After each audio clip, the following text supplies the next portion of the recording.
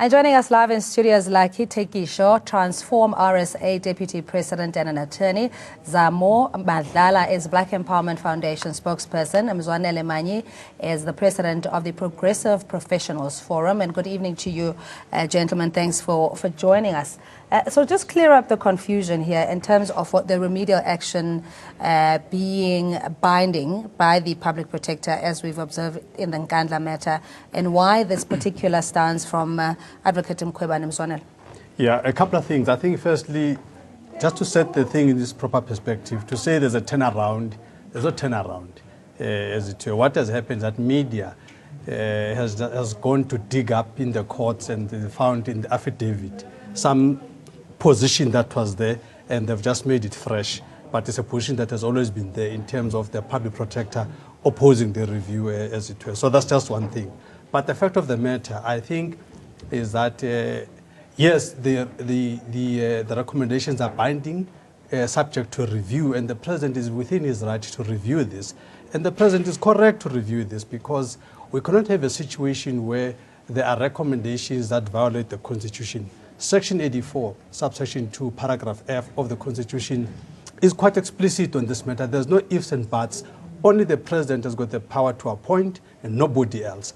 Now, this whole notion that you quote Section 96 in the Constitution and you say the president this, that, or the other, even if the president is guilty on anything for that matter, even if he's guilty on anything, right now he's not guilty on anything, you cannot use whatever you think about the president as a disqualification, because what we are saying by so doing, you are actually impugning the integrity of the judges. You are saying that he's going to find a judge that is sympathetic to him. That is an insult to the judges. How can it be that we have a situation where judges in this country are not trusted? We cannot have a situation like this. So the suggestion that is in the Tulis dossier to say that the president is not there, it cannot be there purely because is implicated. And in fact, even that implication is not even an implication. You can only be implicated if you are mentioned in the findings. Tulis dossier does not even have the findings to start with. So what is this implication you're talking about? The only thing that we have is just wild allegations that are not tested. That's what we have. That cannot count as being implicated in the first place. Yeah, but in the section where the public protector quotes Section 96 and saying that if you personally materially implicated or you conflicted, that then precludes the president from having control of who, or rather, chairs the commission. Is that correct, or is there another arm of law, or rather, legal process that can contest what the public protector has now taken on? No, thank you very much. Our view has always been, we think that the Constitution is very clear, and the Constitution is a guiding document for all of us to follow. It regulates the entire country, including the president. Now, the president has powers in terms of Section 84(2)(f), as indicated already. And it's very clear to say the president is the one that is appointing commissions of inquiry, and no one else. There's nowhere in the Constitution itself that says otherwise. Now, if you have a problem with the Constitution, the only thing that you must do is to amend that particular section if you are not satisfied with it. Now, having said that, if you have a problem with that, it then means, correctly stated by Mzwanele again, you don't trust the judges that are going to be appointed by the president. And we have in law what they call a clearly presumption of the impartiality. That means the judge must be regarded as impartial because it's an independent structure in itself. And there's no way that the judge will be able to then take any other decision other than having to look strictly in terms of the law. So this thing to say the president must not be able to do his duty and exercise his powers is really ill-informed and is really not assisting us. By the way, we also have a precedence on this, the Seriti Commission. The Seriti Commission, the president at the time was a deputy president, was a member of cabinet, with the arms deal thing. But he still appointed it as it was. So we even have a president of this matter. So that notion that the president is disqualified is really a flawed notion. Yeah, but let's just deal again with the contrast in terms of the public protector's powers and the constitutional activity or remit that she's now suggested must happen. Where is it just bad judgment or bad legal counsel in her office? Why would she take this particular stance? No, you must remember this started with Thuli's time. Thuli just didn't have any confidence in the president in the first place. Also, she didn't have confidence in the incoming public protector. So what Thuli was trying to do was first and foremost to remove this from the office of the incumbent, which she did not trust. That's the first thing that she wanted to do. Secondly, because she doesn't trust the president, she also wanted to remove it even from the president's powers. This was just Thuli's crusade, this thing. This is what we're dealing here with Thuli's legacy, as it were. Now, in her vendetta against the president, she tried to usurp the president's powers by the way, even by giving them to the Chief Justice. Chief Justice has just demonstrated his impartiality in the first place in the issue of the secret ballot. Within the secret ballot, UDM tried the same little trick to try and get the Concord to make decisions on behalf of Parliament. Fortunately, Concord was very wide awake to this thing because there's a thing called separation of powers. Even if you think that you don't like the speaker for whatever reason, or you don't trust, or whatever, the speaker, and you think the Concord must make the decision on behalf of the speaker, the Concord said the separation of powers, this matter must be decided by Parliament. That's what's going to happen. Similarly here, separation of powers, this is a head of state matter. Concord has got only one option, is to refer the matter straight to the head of state to do what the head of state must do. No way will, there's no way that Chief Justice Mogoeng is going to take the power of the president because Thuli had said so, and then make it his power and then go around appointing. It's really absurd. So you're saying that Advocate Mkhwebane had no choice, essentially, but to endorse, if you will, the state of capture report based on the nature of because it was a final report, you must remember. It was a final report. This was something very absurd. It was a final incomplete report. So you can't have a final report fiddled with. So Thuli made sure that when she goes, nothing else changes. So Mkhwebane is just carrying on the thing that Thuli had done. So actually still dealing with, this is still a Thuli decision, strictly speaking. Correct, but the previous report, the state of capture report, didn't give instruction that the incumbent public protector must oppose the review of the president. I think this is where we're getting stuck. No, well, she didn't instruct, Mkhwebane really had the option to oppose or not. No, it's really not about the individual. It's about the office. What Advocate Mkhwebane is doing is not personal. She is carrying on the office's decision. It's not her decision. She's just consistently following the process. Now, the issue of usurping the powers of the president is clearly there. And I think we can all debate it. The only position that we really have as a BF is that this matter has to be aired in court, and we certainly hope sufficient black lawyers will be appointed to be standing and arguing this matter in court. That's the first position, because that's where this is ultimately needing to be aired. Because where it goes back to, like Mzwanele was saying, is that when Thuli initially had to give the report to Nkandla, she came out in the media and said she doesn't know who to give the report to. Now, after the whole thing was aired through court, she could have approached Parliament to say, in future cases, could you amend the law in such a way so that it gives clear instruction on any office, be it the public protector, on where matters that pertain to the president should be directed for decision.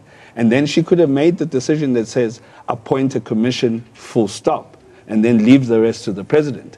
But she has usurped presidential power in as far as stating how the president should carry out his duties, whereas that responsibility lies with him constitutionally. Yeah, but you would know this as an advocate herself, that you cannot then encroach on the constitutional rights or prerogative of the president as to who and when he sets up a commission, as necessary as the state capture investigation needs to happen, and hopefully a wider scope of it, she cannot, her office, or rather the powers of the Public Protector's Office, cannot encroach on the executive. No, lawyers make mistakes all the time. Even judges make mistakes. I mean, we even have a judge, we even have a court that is specifically there to correct the lower court, specifically set up. So it's anticipated that even judges make mistakes. So if judges make mistakes in lower courts, and then you have a Supreme Court to correct their mistakes, so clearly even lawyers can make mistakes. So indeed, it is a fundamental mistake that Advocate Madonsela had made. She really, in fact, I think what this points to actually is the hypocrisy of South Africa. Here, because a lot of, or some of the South African people that are in the mainstream media, for some reason, they hate Advocate Mkhwebane, for that matter. They hate her. This is open, you can check in the social media and so on. The little issue that she had with the mandate of the Reserve Bank has been blown out of proportion. They're calling for her to step down and all that. Whereas here you've got Thuli Madonsela, who has also overstepped her line. In fact, she has gone way beyond little mandates. She has gone and violated the Constitution and pretended as if Section 84 in the Constitution does not exist. And yet there was no hoo-ha about it. I think it's important for all of us to be aware that we've got a lot of hypocrites in this country that are personal and all that, and they want to just persecute the Public Protector. Even this thing of reviewing, they are making it a Mkhwebane issue, when in fact, strictly speaking, she is just in office finishing off a final report. She has got no option. She has to do what she's doing because it's a final report. So you're saying it shouldn't be viewed as succumbing to public pressure shortly after backing off of the Reserve Bank matter, and now... If she had issued a statement, you'd say that, but she didn't issue a statement. This was dug up by Karen Moore and others, the journalist of ENCA. They dug it up from the affidavits and they made a story out of it. If she had issued a statement, you could have that kind of a narrative. She didn't issue any statement. She was carrying on with her life.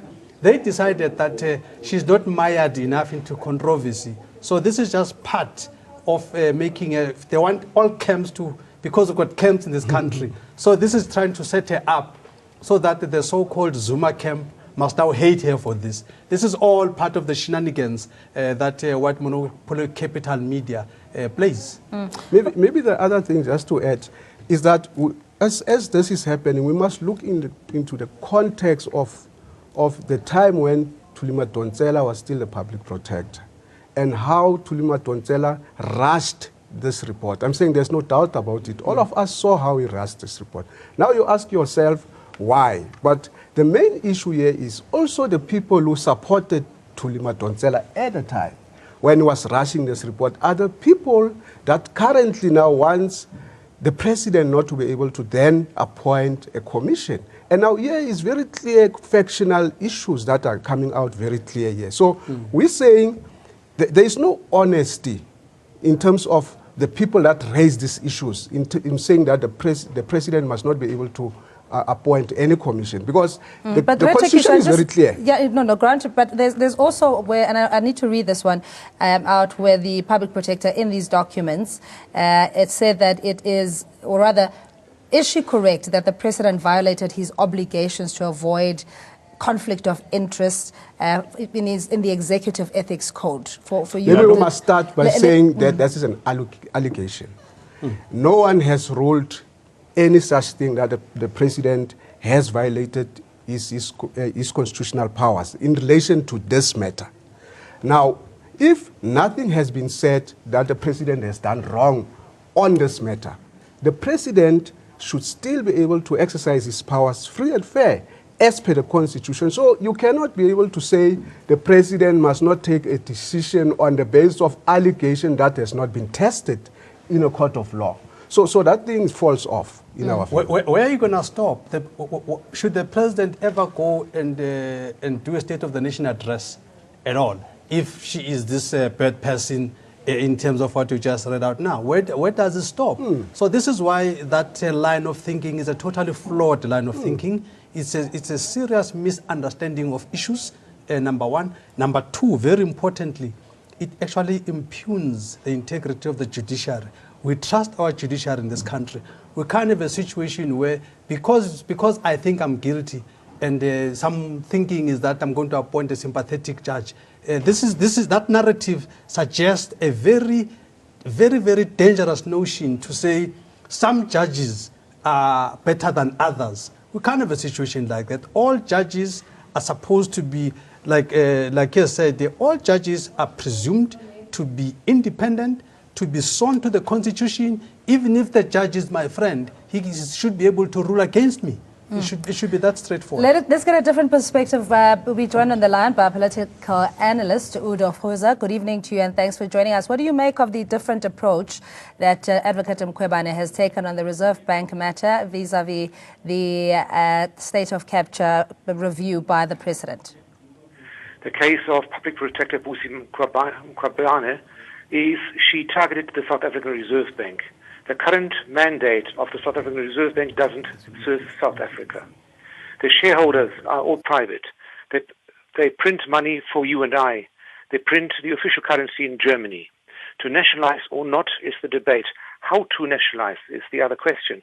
But she backtracked initially. She went for the heart of the whole. My Rothschild said in London, before World War I already, give me the control over the money and I care not who rules the country. This is touching the real power by touching the money.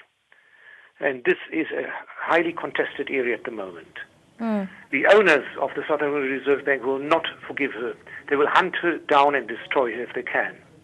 Blind trusts controlled by the private owners, the imperialists, the captains of the financial industry have long been set up for leading politicians, judges, and other influential persons.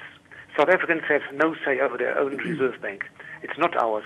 It's privately owned, remember that. And listen to this documented research by Stephen Goodson in his book, A History of Private Banking and the Enslavement of the people throughout the world. And there's this international banker, the United States Congressman Louis Thomas McFadden, served as chairman of the United States House Committee on Banking from 1920 to 1931. His persistent exposure of the U.S. Federal Reserve Bank, its gigantic train of crime, led to his assassination on October 1, 1936. It's that vicious. So one needs to be very, very careful where one trades. All right, Mr. Fruza, stay on the line, please. Are these actions constitutional as well, from the public protector's point of view, the incumbent one?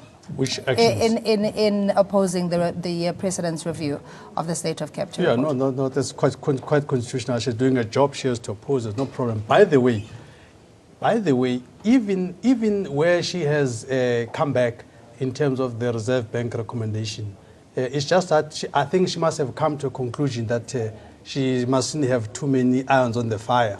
But strictly speaking, even that recommendation was actually not inconsistent with the current situation where the Reserve Bank sees its mandate purely as to protect the currency. If you look at what is the substance of protecting the currency, the substance of protecting the currency is one that says that you want to make sure that the rand maintains its purchasing power. And that purchasing power is a very financial speak to say you are actually making sure that the poor are looked after so that your rent can go further. So for her to make the recommendation that she has made is actually consistent with that.